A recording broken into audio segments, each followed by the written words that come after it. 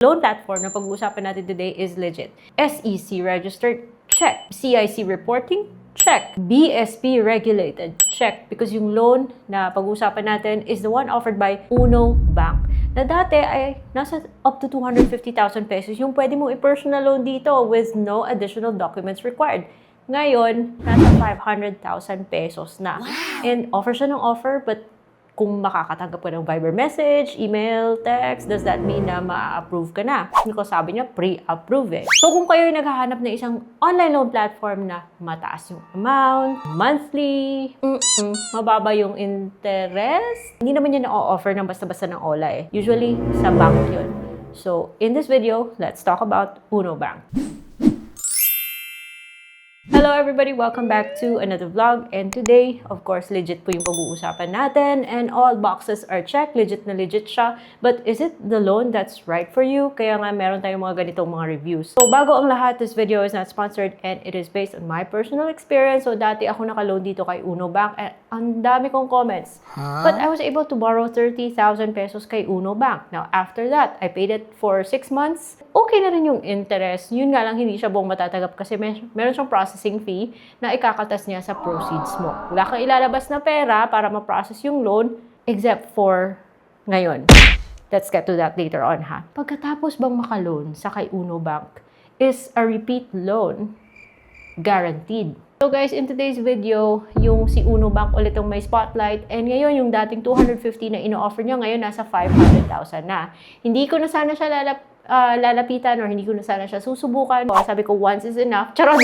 Nalang sipag niyang tumawag. 7 days pa lang before your due date, tatawag na siya ng tatawag. When to think? Yung requirement niya para mabayaran yung loan is that dapat funded yung Uno account mo dahil auto-debit siya. Yun, sabi ko, siguro hindi to para sa akin. But because alam ko, naghahanap kayo ng mautangan na legit and depende sa needs nyo, baka okay naman sa inyo kasi basta willing to wait lang kayo kasi medyo hindi po siya instant. Pero matatanggap naman in say siguro mga 2 weeks yung gano'n. If you're willing to wait ka, I guess it's worth it. Itong si Uno Bank, text ng text, Viber ng Viber, email ng email na meron daw akong pre-approved na loan and I should check it out. So dali-dali rin ako napunta sa app kasi pag kinlik mo yung button na yan nakasama sa mga email niya at saka sa Viber niya, dadalhin ka naman niya sa app. Siyempre, kailangan mo mag-login and as you can see, ito po yung laman ng aking Uno Bank which is 1,136 and then may tabs dyan sa taas, time deposit.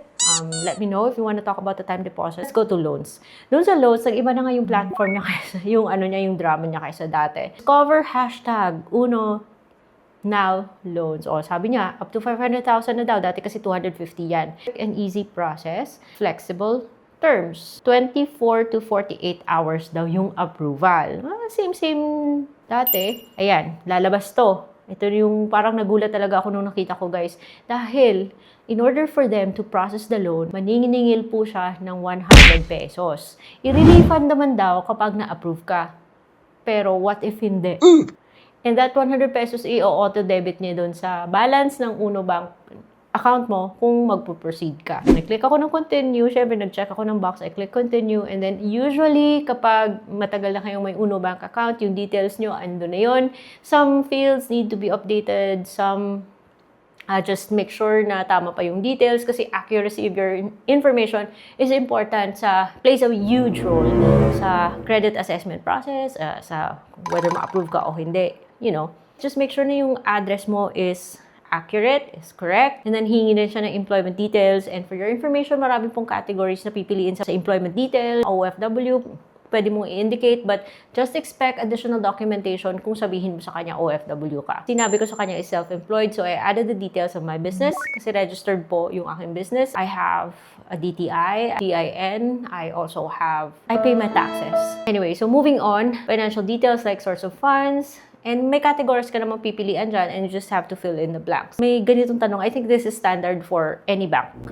Are you part of the designated non-financial business and profession? Other declarations, kailangan mo rin yung sagutin. Continue, application, doon ka naman mapapadpad sa address ng details mo. Basta marami kang fields na provide or because it's not your usual OLA. Mas maraming requirements pag bank. Parang dadaan ka sa butas ng karayong. Only that, yung mga online na mga banks na to, okay, yung mga bagong banks na to, medyo malaki-laki yung butas ng karayom nila. So, ayun, email address and then related party, personal reference, okay, provide mo rin yan, dalawa. Iko-confirm mo na correct ba yung sinubmit mong information. Hinihingi siya ng additional documents like, yun, proof of yung mga supporting documents. So, credit card and bank loan statement.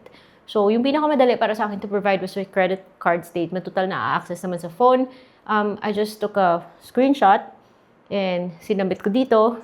And sabi pa niya, increase your chances of approval, connect with us on social media to improve your approval chances and enable faster processing of your application. Copy-paste mo lang yan dun sa official Viber channel nila. And after that, meron pa siyang pa-insurance kung gusto mo daw i-enroll. And I don't usually do these things kasi para sa akin, it's a trap.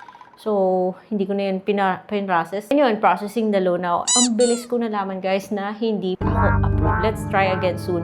At naka-indicate naman kung kailan ako pwedeng mag-apply ulit. So, in plain and simple terms, reject ako sa loan app na to, which it is safe to say na kung dati ka naka-loan sa loan app na to, even if naging good payer ka, it's not a guarantee na ma-approve ka ulit sa another loan sa loan app na to. All loans are subject to approval, and aside from your previous, history sa Uno Bank, it will also look into your credit history, your performance, your behavior with other lending institutions. Ito naman, being a bank, meron silang access sa mga ganong information. So, I don't know kung anong nakita niya sa records ko, pero I was declined. Which is fine by me because yung previous experience ko with Uno wasn't so impressive. Makulit sila. Grabe silang tumawag a week, sometimes 10 days before your due date. When I've never missed a payment, it's funded a week before my due date. Meron na pong laman yung Uno Banko because part of the agreement is that auto-debit. So, meaning, automatic niyang i-draw from your Uno Bank account yung bayad mo sa loan na to. And sa previous loan experience ko with them, like I said kanina, hindi po siya buong natatanggap dahil meron po sa 30,000 pesos na pinahiram niya sa akin, I received 29,100. And then, okay naman yung for me, okay naman yung interest niya, lalo't na if you don't have other options because after all, legit naman siya. And considerable naman yung baba na kanyang interest niya compared sa OLA. Okay na rin sana yung offer niya. Only that, pagkatapos ko dating maka-receive ng approval, they sent me a PDF, a document, my loan documents, they sent it via email na kailangan mong mag-digitally sign. So, uso na kasi yan ngayon, guys. Meron ng tinatawag na digital signatures, which is binding na rin. So, I had to review the PDF, pinadala via email. I accepted their offer back then, and then naghintay pa ako ng week. And by the way, guys, bago ako nakatanggap ng offer and before I received the notification na na-approve ako sa loan, and after that initial screening process, may pumunta sa bahay.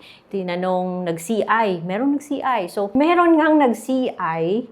Therefore, kung hindi ka makabayad sa loan mo dito sa kay Uno, also a big possibility na merong mag-home visit, maghahatid ng sulat kung sakali hindi ka makabayad sa loan mo dito sa kay Uno. Then, merong mang pumunta para mag-CI. Imagine, nasa Bacolod ako, provincial area, merong nag-CI. So, these are the things that you need to consider if ever nagbabala kayong umutang dito sa kay Uno. These are the possibilities. Pero sa pa-legit, don't worry guys, legit naman siya. Patuloy nating subaybayan tong si Uno, and if you're looking for loans na hindi naman aabot ng 100,000, siguro nasa 30, nasa 50,000, and hindi kasing strict ni Uno, you might want to check out online loan platforms that are legit, and you can find them in my playlist here, legit loan platforms playlist na prepare ko para sa inyo para meron kayong options kung sakali ma-reject kayo ni Uno Bank. So, kung meron ako nakalimutang banggitin, let me know in the comment section, and I'll see you on my next vlog. And another funny story nga pala guys, because naku naman to si Uno, kaka-reject lang, pero send pa rin siya ng notification na meron silang offer. Kaka-reject nga, may offer pa rin. Nakakatuwa to. So, yun lang for today's video. I will see you on my next vlog. Bye-bye.